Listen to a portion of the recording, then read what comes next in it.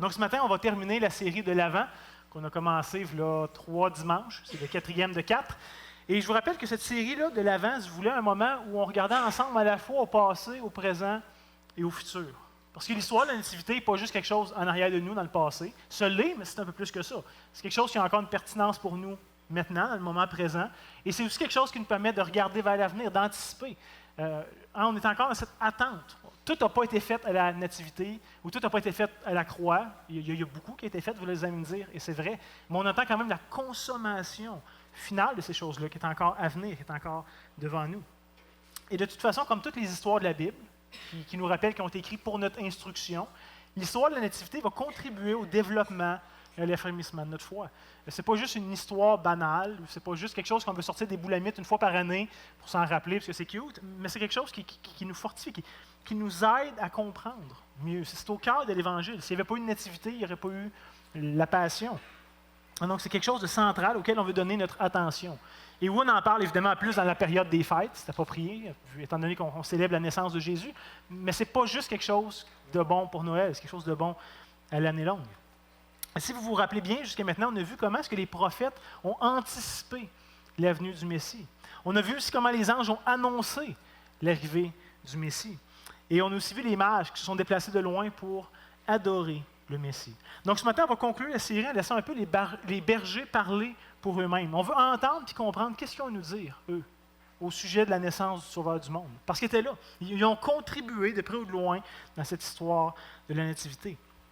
Et je vais vous avouer quelque chose. De cette série-là, c'est pas moi qui ai eu l'idée, c'est Will, qui a eu une bonne idée d'ailleurs, je pense. Et quand il m'en a parlé pour la première fois, l'idée de regarder la Nativité à travers 4 angles ou à travers 4 témoins, j'aimais bien l'idée. Quand je suis arrivé pour faire la prédication de ce matin, je trouvais peut-être que c'était une moins bonne idée. Juste parce qu'à première vue, les bergers, c'est des nobody. Ils n'ont rien à dire à première vue. Ce ne sont pas des gens importants. Ils ne jouent pas un rôle clé dans l'histoire. Et on dirait qu'il n'y a rien à dire à leur sujet. Mais des fois, comme vous savez, on a d'agréables surprises. Et ce fut le cas du moins pour moi. Et j'espère que ça va l'être pour vous ce matin aussi. Donc, on va commencer par lire ensemble le texte de ce matin, et j'aimerais juste vous partager mes réflexions, mes trouvailles, qu'on puisse cheminer ensemble. Donc, ça va être dans l'Évangile de Luc, au chapitre 2, et on va lire les versets 8 à 20. Donc, si vous avez une Bible, je vous invite à tourner. Si vous n'avez pas de Bible, ça a été inclus dans votre bulletin, exactement. Donc, lisons ensemble le texte de Luc, chapitre 2, les versets 8 à 20. Il y avait dans cette même contrée des bergers qui passaient dans les champs les veilles de la nuit pour garder leurs troupeaux. Et voici un ange du Seigneur leur apparut, et la gloire du Seigneur resplendit autour d'eux. Ils furent saisis d'une grande frayeur. Mais l'ange leur dit, ne craignez point. Je vous annonce une bonne nouvelle qui sera pour tout le peuple le sujet d'une grande joie. Donc d'une grande frayeur à une grande joie. Et c'est quoi le sujet de cette grande joie? Il nous dit au verset 11, c'est qu'aujourd'hui, dans la ville de David, il vous est né un sauveur, qui est le Christ, le Seigneur. Et voici à quel signe vous le reconnaîtrez. Vous trouverez un enfant emmailloté et couché dans une crèche. Et déjà, j'attire votre attention aussi que ça sous-entend que Dieu voulait que les bergers aient voir le Messie, qu'ils voient de leurs propres yeux, qu'ils puissent rendre témoignage. Voici à quel signe vous le reconnaîtrez. Ils ne font pas juste annoncer ça de loin, mais déplacez-vous pas, c'est pas vos affaires. Dieu sous-entend qu'il faut qu'il y aille, puis qu'il y ait voir. On va en parler plus tard. Verset 13.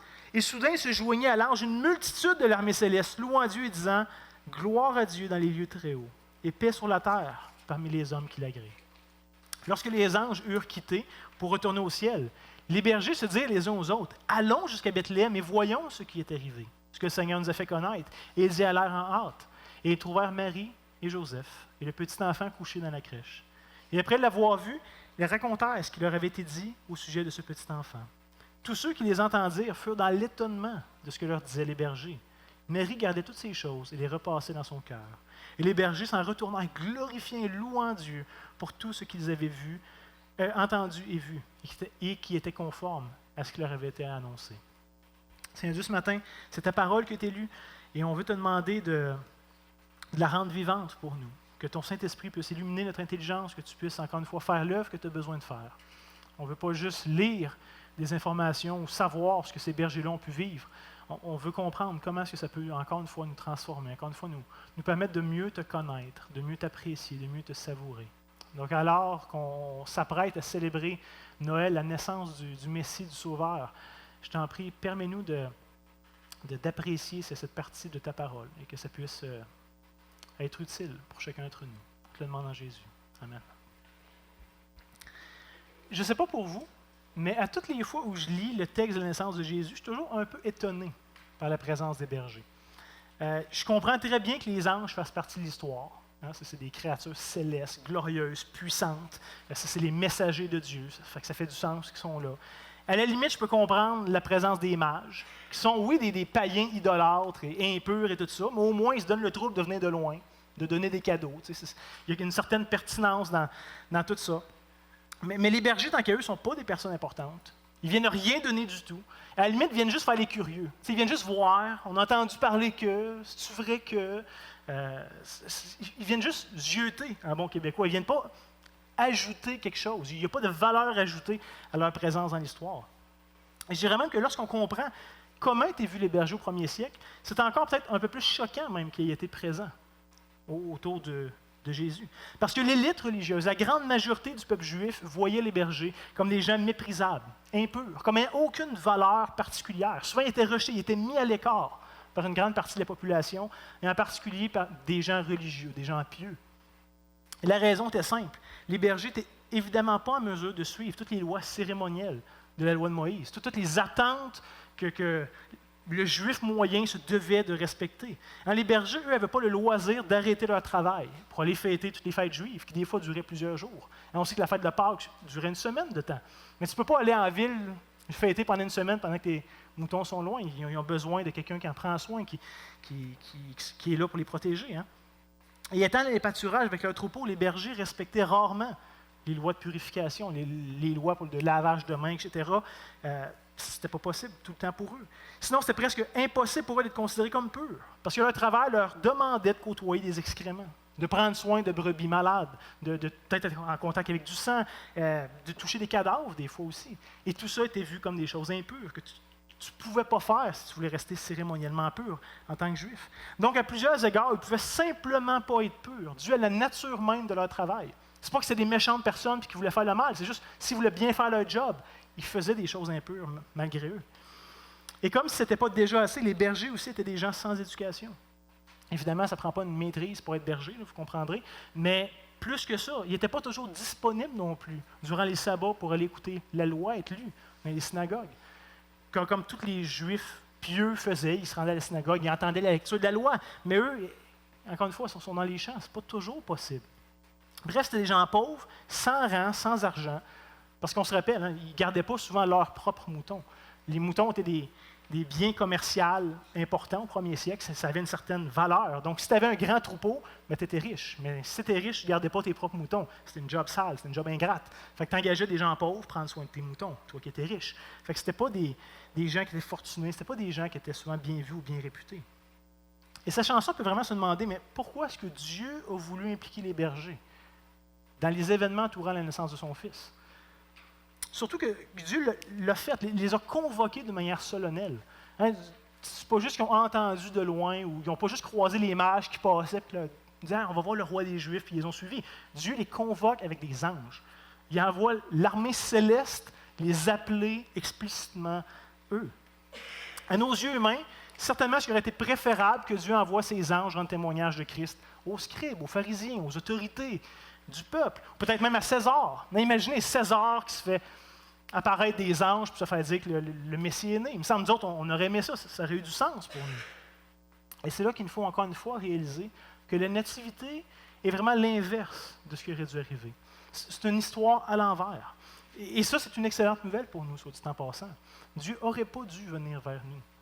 Et il est venu. La nativité nous rappelle qu'il est venu. Christ n'aurait pas dû naître dans une étable. Ce n'est pas des anges et des bergers qui auraient dû être là pour l'accueillir.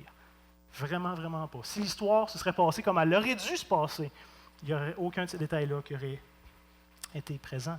Et il faut absolument réaliser que lorsque la deuxième personne de la Trinité s'est incarnée, il ne l'a pas fait pour nous épater, mais pour nous rencontrer. C'était son but à travers ça. Christ le roi n'est pas sorti de son palais en habits royaux avec toute la fanfare, puis tous les habits luxueux, puis tout le décorum pour se faire voir par ses sujets. Hein? Il aurait pu le faire. Il était Dieu. Mais on n'aurait pas pu aller vers lui. Hein, souvent dans les films médiévaux, on voit le roi sortir et là, il y a tout un apparent devant lui. Hein. Il y a des soldats, il y a des gens qui proclament « Oyez, oyez, voici le roi! » Puis là, lui, il est là sur son chariot, puis il fait son fier. Puis tout le monde est là de loin pour voir le roi. Mais personne ne le touche, personne ne s'approche. Au contraire, Christ est venu vers nous habillé comme l'un des nôtres, sans fanfare, sans éclat, sans artifice. Au point que si Dieu ne nous avait pas dit que c'était lui le Messie, on ne l'aurait jamais deviné. Tellement ordinaire, tellement banal, tellement sans rien de particulier. Le roi du monde est venu incognito pour rencontrer ses sujets. Et surtout, je dirais, pour qu'on puisse le rencontrer. C'est pas comme qu'il avait besoin d'apprendre à nous connaître, puis il fallait qu'il vienne voir comment on vivait, puis c'était pour que nous, on puisse le rencontrer. Et encore plus, je dirais, pour que nous, on puisse le connaître. Il n'a élevé aucune barrière entre lui et nous. Aucune. Hein? Au point où il y a des bergers qui sont des gens ordinaires, à la limite rejetés, méprisés, qui se sentaient très à l'aise d'aller vers lui. Et si on lit les évangiles, on voit les péagers, les collecteurs d'impôts, les prostituées, se sentaient très à l'aise d'aller vers lui. Sûrement que si on leur avait demandé de voir à l'aise d'aller vers un roi, ils diraient non, je n'ai pas d'affaire là. Mais d'aller vers Jésus, ils se sentaient à l'aise, il n'y avait aucune barrière. Déjà par la nativité, on peut voir que Dieu accorde la valeur à ce qu'elle n'a pas à nos yeux, à nous. C'est pas ça qu'on cherche, nous. Pas du tout. Le Seigneur vient confondre notre sagesse humaine. Nous, on aime les choses grandes, les choses qui flashent, être reconnu, puis les choses glorieuses, etc. Et lui vient comme quelqu'un d'ordinaire, sans valeur apparente, quelqu'un de petit, quelqu'un de humble. Et Paul nous rappelle cette réalité, que Dieu aime confondre notre sagesse. Il écrit en 1 Corinthiens, chapitre 1, les versets 27 à 29, où il va écrire « Mais Dieu a choisi les choses folles du monde pour confondre les sages. Dieu a choisi les choses faibles du monde pour confondre les fortes. Dieu a choisi les choses viles du monde, et celles qu'on méprise, celles qui ne sont point, pour réduire à néant celles qui sont, afin que nulle chair ne se glorifie devant Dieu. » Paul va nous rappeler la folie de Dieu est plus grande et plus sage que la plus grande sagesse des hommes. Hein, Dieu ne calcule pas comme nous, ne voit pas les choses comme nous, et il aime venir briser notre apparente sagesse, notre soi-disant sagesse. Paul va écrire juste un peu plus loin, 1 Corinthiens chapitre 3, les versets 18 à 20. Il va écrire que nul ne s'abuse lui-même. Si quelqu'un pense être sage selon ce siècle, qu'il devienne fou afin de devenir sage. Car la sagesse de ce monde est folie devant Dieu. Aussi est-il écrit, il prend les sages dans leur ruse. Et encore, le Seigneur connaît les pensées des sages et il sait qu'elles sont vaines. Dieu n'évalue pas les choses de notre point de vue humain, charnel, corrompu, etc. Mais outre le fait de nous confondre, je pense ici qu'il y a aussi deux raisons intéressantes qui viennent expliquer le choix de Dieu dans le fait d'envoyer des simples bergers auprès de son Fils. S'il voulait envoyer des gens ordinaires ou des gens un peu rejetés, il aurait pu choisir, comme je disais, des collecteurs d'impôts, des prostituées. Il y a plein d'autres groupes de population qu'il aurait pu appeler pour témoigner de la naissance de Christ. Mais il a voulu que ce soit des bergers. Et le texte ne mentionne pas pourquoi. Fait que je ne veux pas affirmer quelque chose qui n'est pas dans le texte, mais je trouve quand même intéressant des fois de faire des liens avec ce que les Écritures enseignent ailleurs. Et la première raison à laquelle j'ai pensé, c'est que les bergers présents ont pu identifier l'agneau de Dieu par excellence. Vous vous rappelez, c'est cette déclaration de Jean-Baptiste, lorsqu'il va voir Jésus pour la première fois sur les rives du Jourdain, il va dire « Voici l'agneau de Dieu qui ôte le péché du monde. » Et le texte de Luc s'y semble sous-entendre que les bergers devaient identifier l'enfant, qui devait être là pour rendre un témoignage particulier. On a lu tantôt en Luc chapitre 2, les versets 10 et 12. Mais l'ange leur dit, ne craignez point, car je vous annonce une bonne nouvelle, qui sera pour tout le peuple le sujet d'une grande joie. C'est qu'aujourd'hui, dans la ville de David, qui est en passant lui-même un berger au début de sa vie, il vous est né un sauveur, qui est le Christ, le Seigneur. Voici à quel signe vous le reconnaîtrez. Vous devez reconnaître celui qui est annoncé ici. Et les signes, c'est que vous trouverez un enfant emmailloté et couché dans une crèche, dans une mangeoire. Là où normalement on aurait dû manger ou boire des moutons. Non, là va être le petit enfant annoncé. Sinon, lorsque je pensais à la présence des bergers, il m'est venu une deuxième explication, une deuxième raison que je trouvais intéressante et que j'aimerais vous partager. La présence des bergers auprès de Jésus à ce moment-là symbolisait, je pense, ou pointait d'une façon symbolique vers le berger par excellence. Celui qui allait faire paître Israël, celui qui allait faire paître toutes les nations. Parce que oui, Jésus est à la fois l'agneau de Dieu par excellence et le berger par excellence. Donc, dans un sens, si les bergers représentaient à petite échelle l'identité de celui qui venait de naître, très humblement aussi. Et quand on y pense, je pense, c'est pas fou. Parce que déjà, l'imagerie du berger est très présente dans la Bible pour présenter Dieu, pour nous parler de Dieu. Et pas juste dans le Nouveau Testament, dans l'Ancien. Ça fait déjà un bout que Dieu se présente comme un berger. Dieu se manifeste à quelques reprises, pas juste comme un berger, mais comme le berger. Et les prophètes vont annoncer la venue de quelqu'un qui va venir pour agir comme un berger. On peut tout de suite, évidemment, penser au psaume 23, qui est un classique, un cliché même à la limite, mais où David va parler de Dieu en disant « L'Éternel est mon berger ». David voyait cette relation-là, que lui était une de ses brebis, et que Dieu était ce berger qui prenait soin, qui couvrait. « L'Éternel est mon berger, je ne manquerai de rien, il me fait reposer dans de verts pâturages. Il me dirige près des eaux paisibles, il restaure mon âme, il me conduit dans les sentiers de la justice à cause de son nom. » Il y aurait d'autres textes comme ça, que les prophètes parlent de Dieu comme ce berger.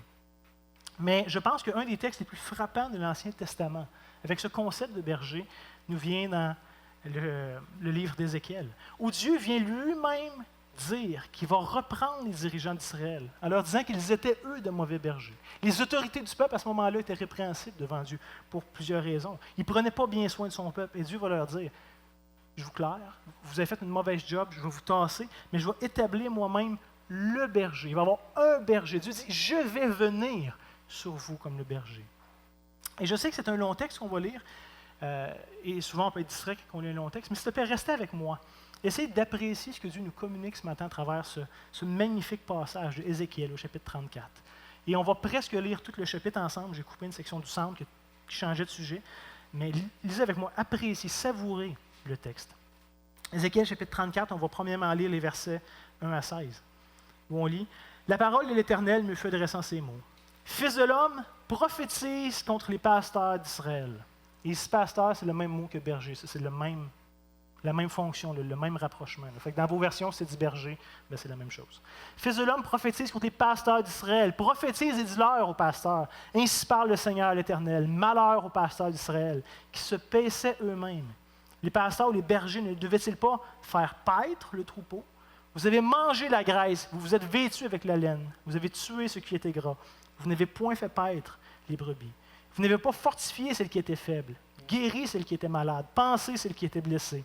Vous n'avez pas ramené celle qui s'égarait, cherché celle qui était perdue, mais vous les avez dominées avec violence et avec dureté.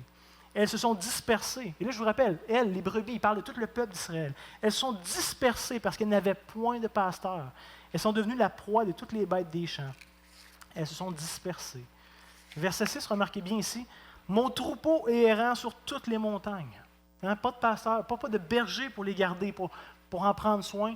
Ils ont juste été tout partout. Et on va revenir là-dessus tantôt. « Mon troupeau est errant sur toutes les montagnes, sur toutes les collines élevées. Mon troupeau est dispersé sur toute la face du pays. Et nul n'en prend souci, nul ne le cherche. C'est pourquoi, pasteur, écoutez la parole de l'Éternel. Je suis vivant, dit le Seigneur l'Éternel, parce que mes brebis sont au pillage et qu'elles sont devenues la proie de toutes les bêtes des champs, faute de pasteur. Parce que mes bergers, mes pasteurs ne prenaient aucun souci de mes brebis, qu'ils se repaissaient eux-mêmes et ne faisaient point paître mes brebis. À cause de cela, pasteur, écoutez la parole de l'Éternel. Ainsi parle le Seigneur l'Éternel. Voici, j'en veux au pasteur. Je reprendrai mes brebis d'entre les mains. Je ne les laisserai plus paître, mes brebis. Ils ne se paîtront plus eux-mêmes. Je délivrerai mes brebis de leur bouche. Ils ne seront plus pour eux une proie. Car ainsi parle le Seigneur l'Éternel. Voici, j'aurai moi-même soin de mes brebis. J'en ferai la revue. Comme un pasteur inspecte son troupeau quand il est au milieu de ses brebis éparses. Ainsi, je ferai la revue de mes brebis. Je les recueillerai de tous les lieux où ils ont été dispersés, au jour des nuages et de l'obscurité. Je les retirerai d'entre les peuples. Je les rassemblerai des diverses contrées. Je les ramènerai dans leur pays. Je les ferai paître sur les montagnes d'Israël, le long des ruisseaux et dans tous les lieux habités du pays. Je les ferai paître dans un bon pâturage, et leur demeure sera sur les montagnes élevées d'Israël. Là, elles reposeront dans un agréable asile, et elles auront de gras pâturages sur les montagnes d'Israël. Verset 15. C'est moi qui ferai paître mes brebis. C'est moi qui les ferai reposer, dit le Seigneur l'Éternel. Je chercherai celle qui était perdue, je ramènerai celle qui est égarée, je panserai celle qui était blessée, et je fortifierai celle qui est malade. Mais je détruirai celles qui sont grasses et vigoureuses. Je veux les paître avec justice. Et quand Dieu dit qu'il va détruire les brebis grasses et vigoureuses, il parle probablement, c'est des mauvais conducteurs d'Israël qui sont engraissés sur le dos du troupeau. Il dit, eux vont être jugés, eux vont faire face à mon jugement. Lisons juste un peu plus loin, Ézéchiel 34, les versets 23 à 31, jusqu'à la fin du chapitre. Dieu continue à parler et dire « J'établirai sur elles un seul pasteur qui les fera paître. Mon serviteur David, il les fera paître et il sera leur pasteur. » Déjà dans les dernières semaines, on a vu qu'en Jésus s'accomplissent les prophéties davidiques de celui qui allait venir pour prendre le trône de David, celui qui allait régner sur Israël, celui qui allait être ce fameux Messie. Donc ça va être ici aussi le pasteur, le berger d'Israël. Verset 24, « Moi l'Éternel, je serai leur Dieu, et mon serviteur David sera prince au milieu d'elle. Moi l'Éternel, j'ai parlé. Je traiterai avec elle une alliance de paix, et je ferai disparaître du pays les animaux sauvages. Elles habiteront en sécurité dans le désert et dormiront au milieu des forêts. Je ferai d'elles et des environs de ma colline un sujet de bénédiction. J'enverrai la pluie en son temps, et ce sera une pluie de bénédiction. L'arbre des champs donnera son fruit, et la terre donnera ses produits. Elles seront en sécurité dans leur pays, elles sauront que je suis l'Éternel, quand je briserai les liens de leur joug, et que je les délivrerai de la main de ceux qui les asservissent. Elles ne seront plus au pillage parmi les nations. Les bêtes de la terre ne les dévoreront plus. Elles habiteront en sécurité. Il n'y aura personne pour les troubler. J'établirai pour elles une plantation qui aura du renom. Elles ne seront plus consumées par la faim dans le pays. Elles ne porteront plus l'opprobre des nations. Et elles sauront que moi, l'Éternel, leur Dieu, je suis avec elles, qu'elles sont mon peuple. Elles, la maison d'Israël, dit le Seigneur l'Éternel. Vous, mes brebis, regardez bien ici la façon que le langage est utilisé. Vous, mes brebis, brebis de mon pâturage, vous êtes des hommes. Moi, je suis votre Dieu, dit le Seigneur l'Éternel. Quel beau texte, incroyable de l'Ancien Testament. Je me dis, à chaque fois que je lis ça, je me dis, un jour, il faut que je prêche sur ce texte. Il y a tellement de perles, tellement de belles choses à dire. Mais comme on vient de voir ici, Dieu lui-même annonce qu'un jour, un descendant de David va venir comme un berger et qui va diriger son peuple. Et quand on lit l'Évangile de Jean, on voit cette magnifique déclaration que Jésus va faire de lui-même lorsqu'il va dire en Jean 10, 11, « Je suis le bon berger ». À quoi il fait référence, selon vous? Au texte qu'on vient de lire. Il ne dit pas juste « Je suis un berger ». Je suis le bon berger. C'est lui que vous attendiez, c'est moi. Et il va dire « Le bon berger donne sa vie pour ses brebis ». Et contrairement aux mauvais dirigeants d'Israël qui s'engraissaient au détriment du troupeau, Jésus, ici, ce n'est pas ça qu'il vient faire. Il ne vient pas prendre avantage des brebis, mais va venir les servir et les servir jusqu'à l'extrême. Il va donner sa vie pour ses brebis.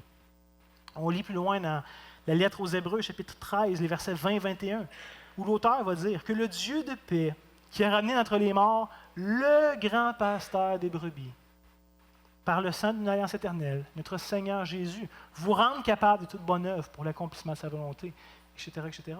Donc Christ est ce bon berger, ce bon pasteur par excellence, qui est venu donner son sang pour établir une nouvelle alliance avec l'humanité. Pierre va écrire dans sa première épître, chapitre 2, verset 25, « Car vous étiez tous comme des brebis errantes. » Vous rappelez-vous de ce langage-là dans Ézéchiel, où toutes les brebis étaient éparpillées partout sur les collines. Il n'y a pas de pasteur, pas de berger pour en prendre soin, pour les rassembler. Et Pierre dit, c'est ça que vous étiez. Hein? Vous étiez ces brebis errantes. Mais vous êtes maintenant retournés vers le pasteur, le gardien de vos âmes. Et ça, évidemment, c'est notre Seigneur Jésus-Christ. Et je suis convaincu que lorsque les bergers sont venus, qui ont vu Jésus dans la crèche, ils étaient assez loin de s'imaginer qu'il y avait devant eux le berger par excellence. Ils ne comprenaient pas ça. Leur compréhension était très limitée. Ils savaient que le petit enfant était quand même spécial, qu'il y avait quelque chose de pas normal. Hein. D'habitude, les anges ne viennent pas annoncer la naissance de tous les enfants. Fait qu'il y avait quelque chose de particulier, mais ils ne comprenaient pas la photo d'ensemble, ils ne voyaient pas tout le topo. L'ange qui les a visités leur a promis qu'il serait saisi d'une grande joie suite à l'annonce de ce bébé-là. Et effectivement, les bergers sont partis tout joyeux d'avoir été témoins de tout ce que l'ange leur avait annoncé. Mais pourtant, dans un sens, leur joie était bien imparfaite. Leur joie était incomplète. Il leur manquait des morceaux. Ils ne pouvaient pas apprécier le petit bébé qui était devant eux. Ils ne comprenaient pas que c'était le Messie, la croix, tout ce qui allait en suivre, c'était hors de leur portée. Mais cette joie qu'eux avaient imparfaitement, maintenant peut être complète pour chacun d'entre nous aujourd'hui. Parce qu'on comprend, on réalise qui était ce petit bébé couché dans la crèche. Nous, on a la photo finale. On connaît l'histoire. On comprend toute la portée de son œuvre. Christ n'est pas juste nous donner un bon exemple. C'était tellement plus que ça. Souvent, dans notre société, on entend Jésus comme un bon enseignant, un modèle, toutes sortes de choses.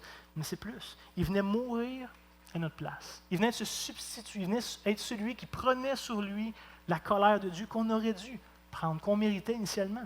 Alors, rappelez-vous, il dit « Je suis ce bon berger qui donne sa vie pour ses brebis. » À ce point-ci, j'aimerais inviter les préposés à venir distribuer des éléments du repas du Seigneur.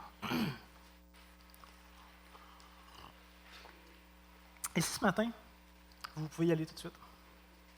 Et si ce matin, vous êtes un disciple de Christ qui l'avait démontré par votre engagement à le suivre, qui suivait ses commandements, qui vous identifiez à Jésus, vous êtes évidemment les bienvenus de le prendre avec nous la Sainte Seine. Si ce n'est pas votre cas, si vous n'êtes pas sûr, si vous êtes en cheminement, vous pouvez simplement laisser passer les plateaux sans gêne, il n'y a pas de problème.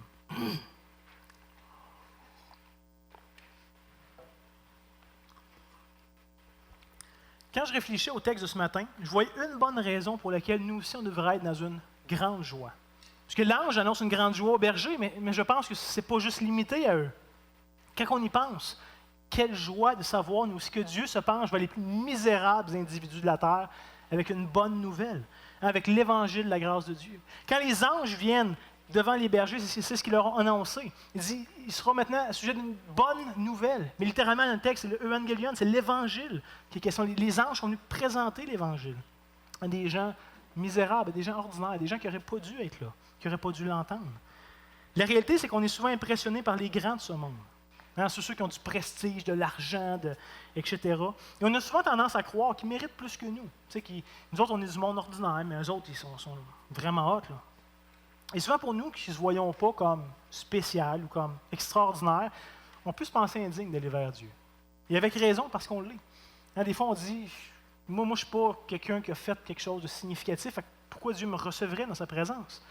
Mais la Nativité nous rappelle qu'on n'a pas eu à aller vers Dieu, que c'est Dieu qui est venu vers nous. Et ça, c'est une nouvelle extraordinaire. Même vers le plus misérable, les plus ordinaires des personnes. Le fait que les bergers étaient là, c'est une bonne nouvelle pour nous. N'oubliez pas que ce n'est pas les bergers qui forcent leur chemin jusqu'à la crèche, c'est Dieu qui les envoie vers Christ explicitement. C'était son désir à Dieu, c'est lui qui a initié la rencontre, c'est lui qui les a fait chercher par les anges. Et je pense que le fait que ça nous soit rapporté nous donne en quelque sorte une invitation, nous aussi, d'aller auprès de Jésus. Si les bergers étaient bienvenus, eh bien n'importe qui est le bienvenu. Je pense que c'est ce qu'on peut retirer de leur présence auprès de Jésus. Merci. Et encore aujourd'hui, je pense que la bonne nouvelle de l'Évangile, c'est que Dieu nous appelle vers lui. C'était pas juste bon, il y a 2000 ans, c'était encore pertinent pour nous, ici, aujourd'hui. Parce que tant qu'on est bon, puis qu'on le mérite, je l'ai déjà, merci. Pas parce qu'on est bon et qu'on le mérite, mais parce que Christ est le bon berger, venu pour acheter son peuple en le délivrant de ses péchés. Ça n'a pas rapport avec nous, ça a rapport avec lui. Et de qu'est-ce que lui a fait.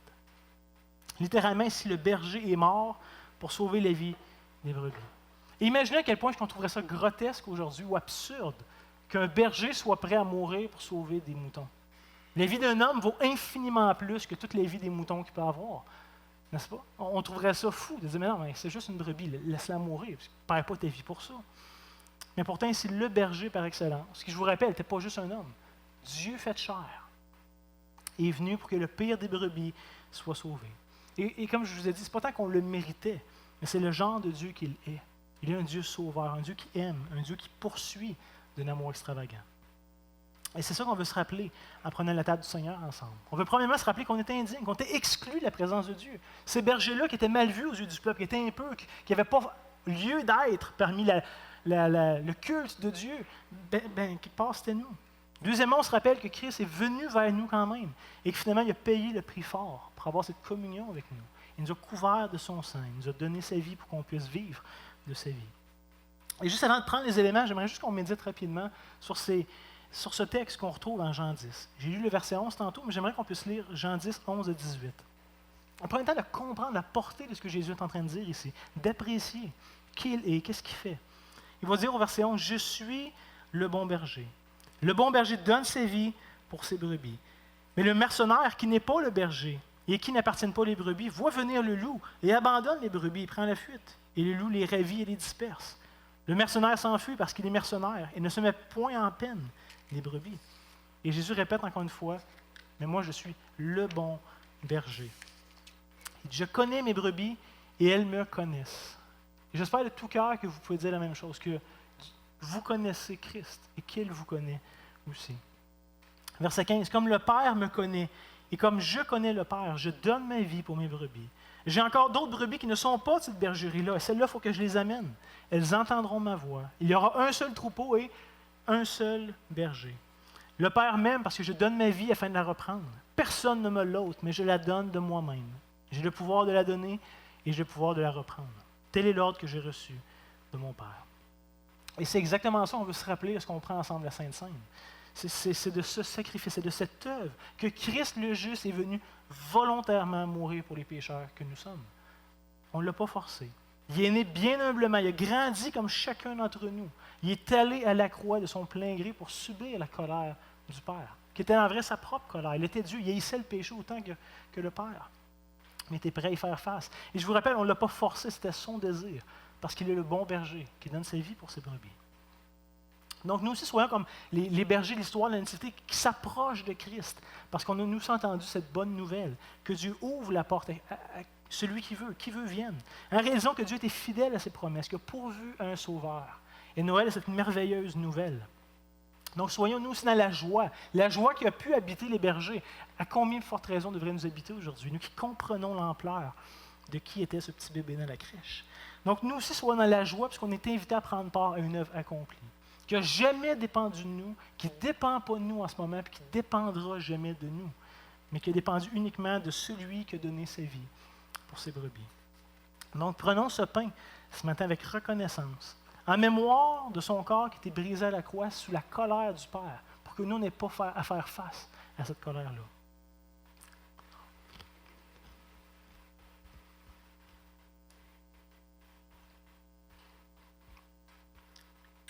Et prenons cette coupe pour se rappeler que son sang a coulé, qui est vraiment venu, qui était vraiment un homme. Il n'a pas juste mis un costume d'humain. Dieu ne s'est pas déguisé pour venir au milieu de nous. Il est vraiment né, comme n'importe qui d'entre nous. Il a vraiment vécu une vraie vie. Il avait du vrai sang, puis il est réellement mort. Il a eu la vraie expérience au complet, il ne s'est pas privé de rien. Il l'a fait pour que nous, on puisse être purifiés de toutes nos iniquités, puis qu'on puisse avoir la vie en lui et avec lui. Donc prenons-le à sa mémoire. Prions ensemble. Seigneur notre Dieu, on est profondément reconnaissant. Quand on se rappelle de ce que tu as fait, que tu as pris notre chair, toi qui aurais dû condamner notre chair, tu l'as revêtu. Seigneur, quelle grâce. Merci de ce qu'on peut maintenant te connaître, que tu es ce bon berger qui est venu, qui appelle tes brebis. Merci Seigneur de ce qu'un jour on a pu entendre ta voix. Pas tant qu'on était meilleur que les autres, mais simplement que tu nous as parlé, que tu as su attirer notre cœur à toi. Et merci que par ta grâce, on a pu répondre et qu'on peut maintenant te connaître et continuer à entendre ta voix et te suivre. Seigneur, on veut être profondément reconnaissant. Merci d'être venu comme ce petit bébé humble, que tu n'as pas mis aucune barrière entre nous et toi, mais au contraire, que tu as cru bon te rendre accessible à tous, parce que tu es le bon berger. Merci de cette histoire de la nativité. Merci parce que c'est au cœur de l'Évangile, ça commence là, ça commence avec toi. De nous le saisir pleinement, de nous le goûter, le savourer, de ne pas le perdre de vue dans toutes ces festivités qui sont devant nous, Seigneur. Que toutes les bonnes choses, toute la nourriture, les parties, puis le plaisir, puis la famille, puis tout ça, ça ne vienne pas corrompre la joie qu'on devrait avoir de toi. C'est toi qui as été le plus beau cadeau qu'on n'a jamais reçu. Puis on veut pouvoir s'en rappeler, puis encore une fois, le saisir pleinement. Donc on veut, Seigneur, te prier ces choses pour le bien de ton peuple ici, mais vraiment pour la gloire de ton nom, parce que tu en es digne. Amen. Donc en terminant, j'aimerais juste prendre le temps de vous souhaiter, moi aussi, un très joyeux Noël, bon temps des fêtes, puis que le Seigneur vraiment vous donne sa joie et sa paix durant ce moment-là.